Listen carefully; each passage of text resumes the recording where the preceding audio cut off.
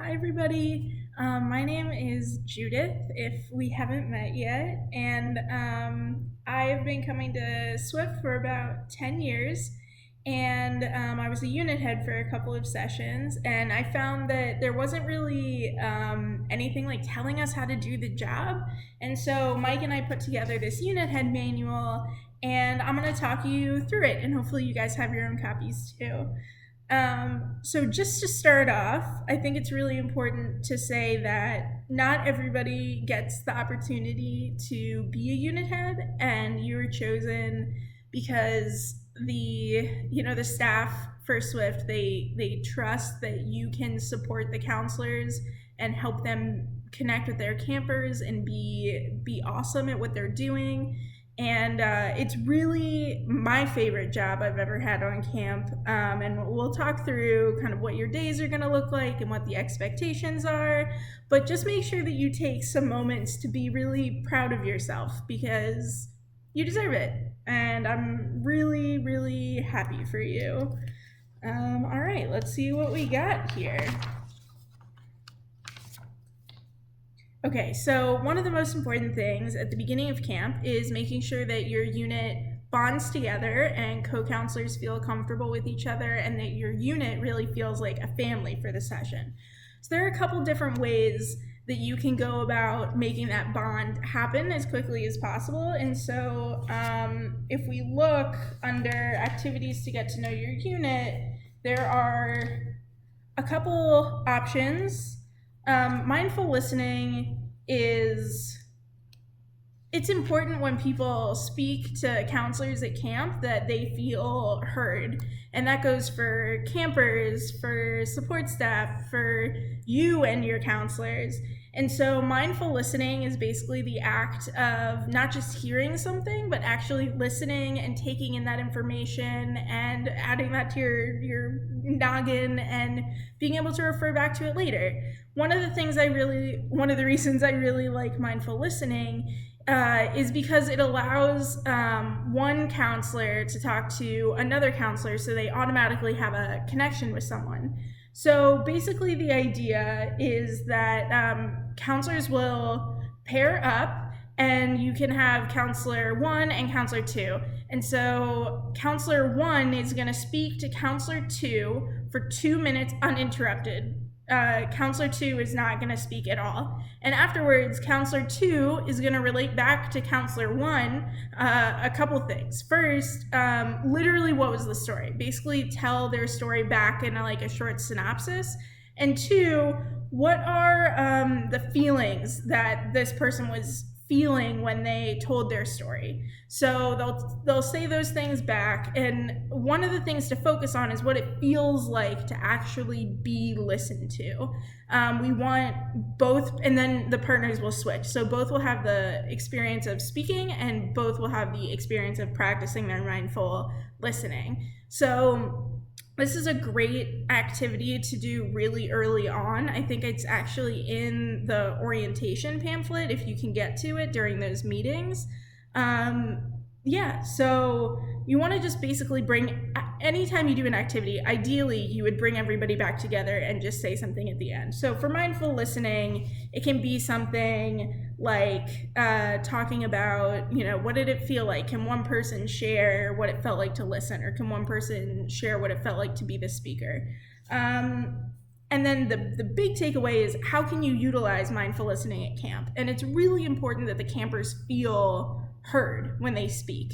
And so it's just one of those things that counselors can use with each other, and counselors can also use, when listening to campers. So, all right, we'll move on. Comfort, stretch, panic.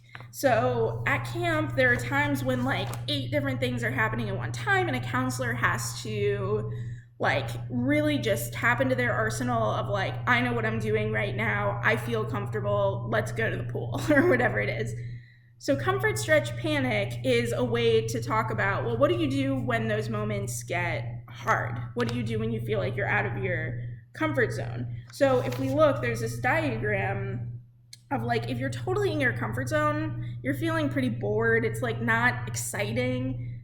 Peak performance is when you're at the top of that curve and you're this is new, but I love it and I'm experiencing new things. And like, that's the ideal place to be as often as you can.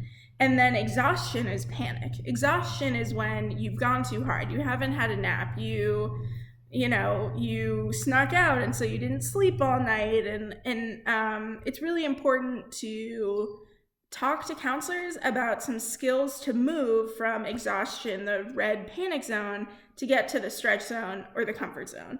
And ideally, this is something that counselors would be talking to, you would be talking to your counselors about so that they can help the campers also, because when the campers get to camp, they're all panicking. Like, it's, unless they've been to camp before, it's a scary new environment.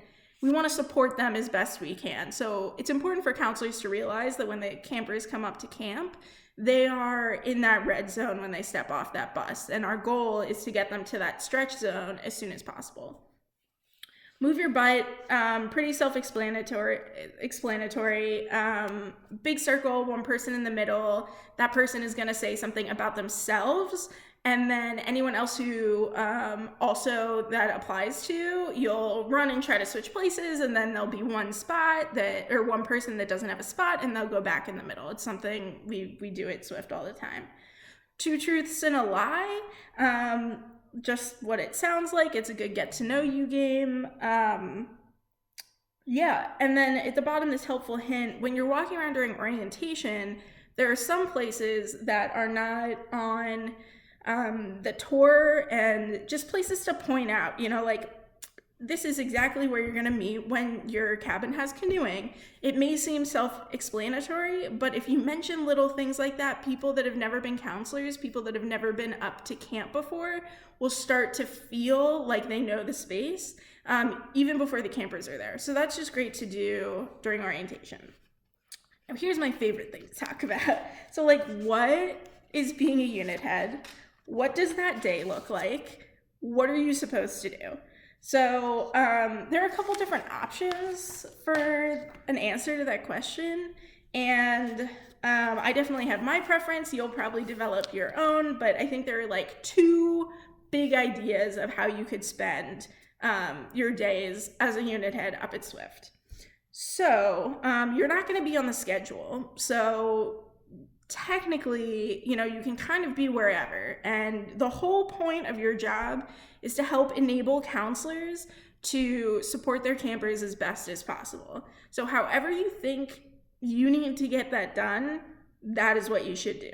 I found making the rounds as both great for my step count and also helpful for cabins and for counselors. So making the rounds is basically, let's say it's 10 o'clock and you have some cabins at the pool and you have some cabins playing Gaga and a cabin rock climbing. Basically, making the rounds would just mean you start at the barn and you see which of your cabins are in there based on the schedule that you have. Go visit them, say hi, check in with the counselors, make sure there are no issues in their cabin that are happening that are, need to be addressed right away, and look at your schedule, see where all of your cabins are, and just walk around camp and visit all of them once. It depending on how you're doing it, it may not take the whole hour. You may have a couple minutes to plan for your next hour. But one of the great things about this is if there's a problem in a cabin, you will know that hour. Like, if you're seeing every cabin every hour, it's probably not going to happen that a counselor comes up to you and says, since 8 this morning, this camper has been having a really hard time and I don't know what to do. You'd see them and it's like, this just happened. What do I do? And again, your whole role is to help enable counselors to bond and become role models for their campers. So the great thing about that is that you don't necessarily have to step in that hour. You can talk to a counselor and try to help give them skills to handle the situation. And when the counselor handles the situation, that just helps bond the cabin even better. If something goes on for a couple hours and the counselors are struggling, like, you may have to step in, but we always want the counselors to be that first line. The other option is to spend a whole activity with a cabin. So if you really want to see how YGB does Shaboogie, you can decide to sit with that cabin for that whole hour. And one of the nice things about that is that you get to know kids in a cabin better. The kids will feel more comfortable with you. The counselors will see you more. They'll see you respecting, what they're doing by being an extra body. And you get to see how counselors interact with each other and how campers interact with each other, which can be very telling for how a cabin is bonding. The negative is that you don't get to see the other cabins in that hour. So if there is something going on, you're just going to have to wait a little bit longer, and that can be a little bit stressful for the counselors. It can send them into that red exhaustion panic zone. But there are definitely reasons to do this for some hours. You can also 1 hour make the rounds and the next hour go sit with a cabin. But those are kind of the two big ideas for like if you just have a couple hours where you don't need to prep for anything, or you want to just make sure your cabins are doing okay. Those are two of the big things that you can do. All right, so let's move on to unit meetings. So every night, as a reminder, OD, so support staff, will go into the cabins, and hopefully the kids are already asleep, and OD will stay in the cabin, and the counselors will come down to a unit meeting. All counselors will be there. And it's a great time to talk a little bit about the day and how everybody's feeling. Sometimes there are funny stories that people want to share. I would caution you to, when people are telling funny stories, make sure to check in with your unit head compass. And if a story is funny because somebody's making fun of a camper, that's not cool. That's not what we do. We don't make fun of kids. If something funny happened, they can relate that story, but make sure you're listening, make sure you have that moral compass turned on, and you're able to step in if somebody says something too far, either about another counselor or a camper or anyone on camp.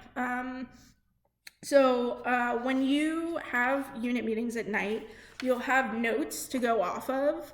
And everything that we give you as information to be shared is something that the counselors need to know. We don't put anything on there that's extraneous, because the truth of the matter is that the counselors are doing their best to listen, but they've had a really long day. They want to get to snack, and then they need to get ready for bed. And if they only have 5 to 10 minutes for curfew, that can suck. So I'm not saying rush your meetings, because you want to get through everything. That's the first priority. But I would, if counselors are talking, if they're sharing a lot of stories, you can say something like, if we get the meeting started, you'll be able to head over to snack earlier, because they haven't seen each other all day without kids. They want to be able to chat. They want to be able to gossip and do whatever. So just make sure you're able to rein that in. I also find if a unit is struggling or a cabin is struggling, there are a couple of things you can do that really bring a unit together, and they're kind of cuddly and sweet.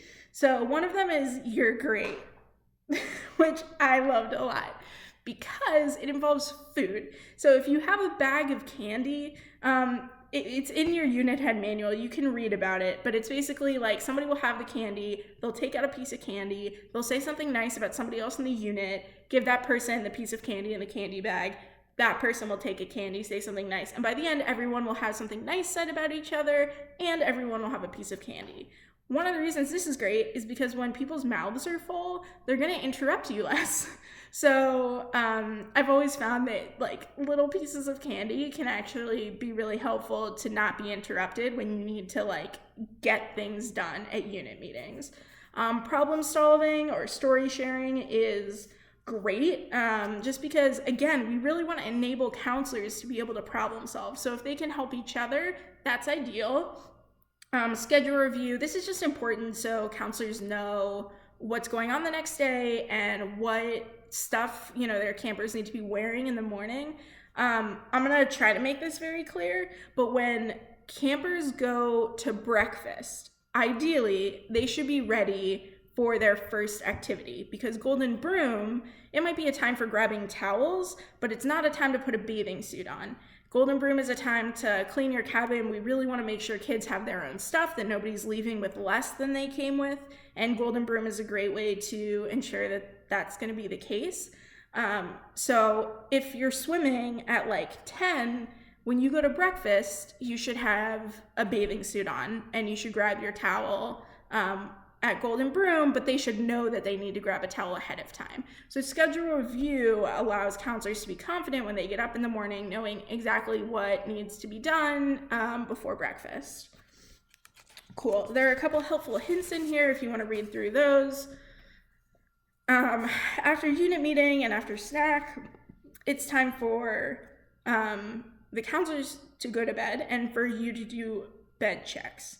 So every night after it's curfew, when it's curfew, you will be going around to your cabins and making sure that all of the counselors are in bed, not like getting ready for bed. You want them to be in bed as close to curfew as possible.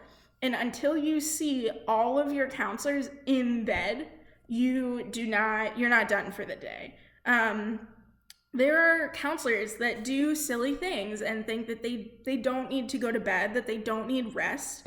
And that's not cool, because if they don't get the sleep that they need, they're not going to be able to show up for their campers the way that we are prepping them to. One big thing is to be clear about the expectations of how you want them to treat curfew. So in your first night meeting, it's important to speak to how nighttime works, that curfew is when you should be in bed, that you need to see them in bed with shoes off. That's a thing. Getting ready for bed. You know, if a counselor's lying in bed with their shoes on, like chances are they're gonna get out of the bed. But sometimes the simple act of taking off their shoes, like, it's too much hassle to put the shoes back on. And I know that sounds ridiculous, but it's true. If you see your counselors in bed, shoes off, chances are they're in for the night. If you see a cabin and not all the counselors are there, they may say, oh yeah, you know, she's brushing her teeth or whatever. You have to come back to that cabin until you see her there. If another unit doesn't have everybody, if they're like kind of searching for a counselor, it would be nice of you to help that other unit head, because when somebody's out of bed, the unit head for that counselor is like not going to bed. And if you need to search for somebody, it's just so much easier if there are more people. So I know that you'll probably be tired at the end of the day too, but teamwork can be great for bed checks and looking for counselors who might have snuck off or anything like that. Activities to bring a cabin together. So there are times when a cabin may have a free 15 minutes or something. They, left the pool early, got ready quickly. I don't know, campers find themselves kind of fighting with each other or whatever, and you just want to kind of hit, not necessarily the reset button on a cabin, but you want to like bring them together in a meaningful way. There are a couple games and tools that we have for that. I think that they're in all of the counselors folders, a couple options for that, but there are a couple in here too. Count to 10 is great. You stand in a circle. One person can say a number at a time, and they try to count to 10. They can't go in a circle. So what ends up happening is two people will say 3 at the same time or something like that, and then they have to start over. So it's an exercise in listening, in trust with everybody, in strategizing, and it can be done really quickly and it can end really quickly. So if it's just like 10 minutes, 5 minutes, that's something that you can do. Human knot is great. Basically, you have everybody stand, you say raise your right hand. Grab somebody else's right hand. They do that. Lift your left hand. Grab somebody else's left hand. What you'll create is this human knot, and then the goal is to untie the knot so it's just a big circle. And sometimes this can be really hard, and sometimes it can be done in like 5 minutes.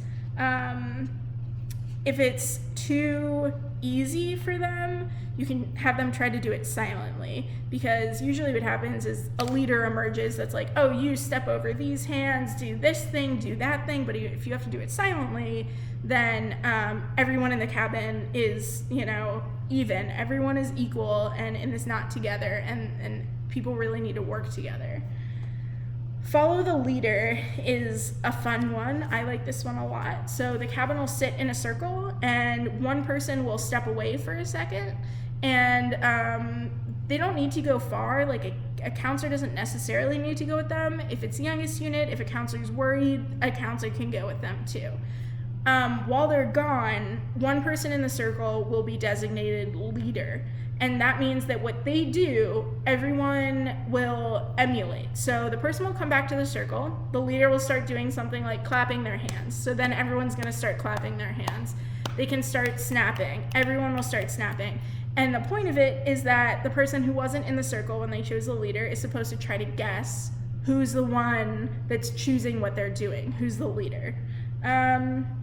I think it's fun. You can do it for a bunch of rounds so that different campers get the opportunity to guess, and also different campers have the opportunity to be the leader. For all of these games, you really want to try to let the campers be the one that problem solve, because it's good for them to practice that. Obviously, counselors can help if things really kind of fall apart, but you really want to try to let the kids try to solve it as much as possible. Have kids be the leader, have kids be the guesser. You're really there just to support them. You as counselors, but unit heads also. If you see a cabin that's like really struggling, you can just be like, let's get in a circle, ready on 3, 1, 2, 3, circle. It'll probably take them like 15 seconds to get in a circle. All right, we're gonna count to 10. Like, doing an activity like that can take like 3 minutes, and it can actually really help a cabin. So if a cabin is struggling, if when you're doing the rounds or you're spending an hour, you're like, they need to hit the reset button, they need to get back to neutral here, some of these are great. And then I think probably the hardest part of being a unit head is being able to set healthy, maintainable boundaries with counselors. You are not there to be their friends, and you are not there to be detached from them completely and like there as their supervisor. The unit head relationship is really, really special, and in a lot of ways, the way that campers feel about their counselors, counselors can feel about unit heads, and it's a lot of responsibility, and it's a lot to take in, and it's a short period of time to get a lot of things done. But if you have healthy boundaries, you have a chance to achieve, a great session with your counselors. If you don't set healthy boundaries, there are going to be problems that come into focus throughout the session, and that's just like, it's not fun. It can feel nice to have high schoolers think you're like cool and chill and great, but like, we're all there for the campers. So whatever is going to make the session the best for the counselors, for the campers, that's the right choice. That's the right decision. We tell the counselors to think about 3 things, right? It's, oh no, now I have to remember them. It's, are they being safe? Are they having fun? And are the counselors being a good role model? And honestly, that can go for you too. You want to be thinking about being a role model at all times. Not everyone gets to experience this position, and it's a lot, and it can be absolutely amazing, but boundaries are huge. So what I did, and you can choose to do this or not, there are many ways. I always start the session kind of laying down the law. Like, I'm not shitting around, like, this is my role, this is your role, we're gonna have a really good time if there's respect bilaterally. You kind of laying down the law, and then throughout the session, as counselors show up, as they, do their thing that you're encouraging them to do, you can, allow for a little bit more banter back and forth. They're joking around, but it's really hard if you start there to get respect back if you've lost it early on, or if they don't take you seriously, it's really hard to get them to take you seriously if they didn't at the beginning. So that doesn't mean that you need to be an asshole. It just means that be friendly, be encouraging, be a role model, but you're not friends with them up at camp. That's not the role of a unit head. And you can get like mentees, like people really look up to you, and you really have the opportunity to show up for these counselors, and it feels amazing. When you know that you've helped someone change a life, when you're helping these counselors change these campers' lives, it's huge. It's a huge responsibility. It's a huge honor. It's something I'm so pumped for you guys to all experience, and you're gonna be great. But boundaries are one of those things you really gotta check in about throughout the session. Just make sure that you guys are all right. You're gonna have a walkie-talkie. I am like stupid about walkie-talkies. I feel like a session doesn't start until I have that walkie-talkie on my neck, and I'm like annoying about it. And let me tell you, that's annoying. The reason you guys have walkie-talkies is to communicate with each other, to communicate with other admin. If a problem comes up and you need to communicate with somebody right away, that is what the walkie-talkies are for. However, they can be a source, like a silly source of stress. So we're just gonna go through a couple things so that you guys don't have to worry about it. You should always keep your walkie-talkie on when you're awake. You can turn it off overnight, but what I and a couple unit heads I worked with would do is when they were going to bed, they would get on and say, "Hey, this is Judith signing off for the night. Everybody have a great sleep." Just so they know that you're not going to be able to be contacted on the walkie, because one of the most annoying things is being on the walkie and saying something like, "Hey, Judith, what's your 20?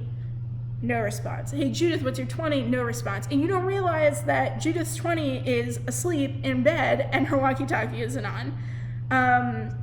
It's important to not crosstalk. If a conversation is happening, let's say Kaylee and I were talking on the walkie, it would be inappropriate for you to jump in while we're still having our conversation. It can be hard to be patient and to wait, but don't crosstalk, because then conversations get cut off and lost.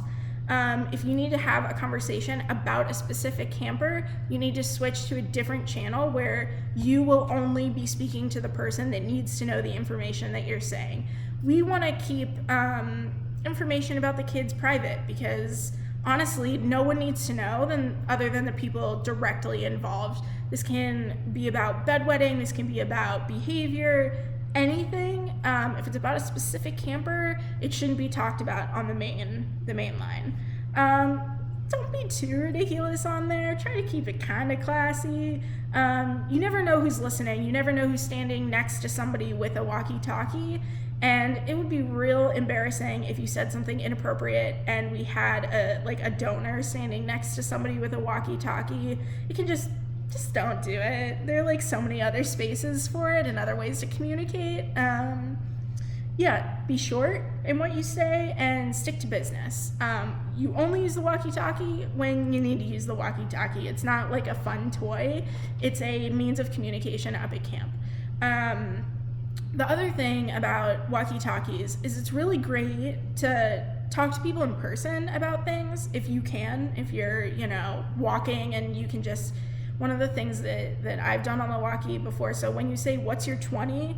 in walkie-talkie speak, that means, "Where are you?" So I could get over the walkie and say, "Hey, Kaylee, what's your 20?" She would say, "The office." I would say, "I'm headed that way right now. See you soon."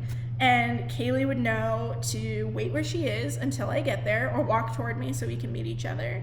And then we can talk about something in person instead of having a really long walkie-talkie conversation, because that keeps other people from being able to communicate on the walkie. And chances are not everybody needs to hear the whole conversation. So "What's your 20?" or "Where are you?" is a great way to connect with somebody and then talk to them in person. What to do when you don't know. So I don't think any of you have been unit heads before, which is totally fine and great. And even for seasoned unit heads, there are going to be times during the session where you're like, oh my God, shit, what? I don't know what to do here. A counselor's asking me for advice.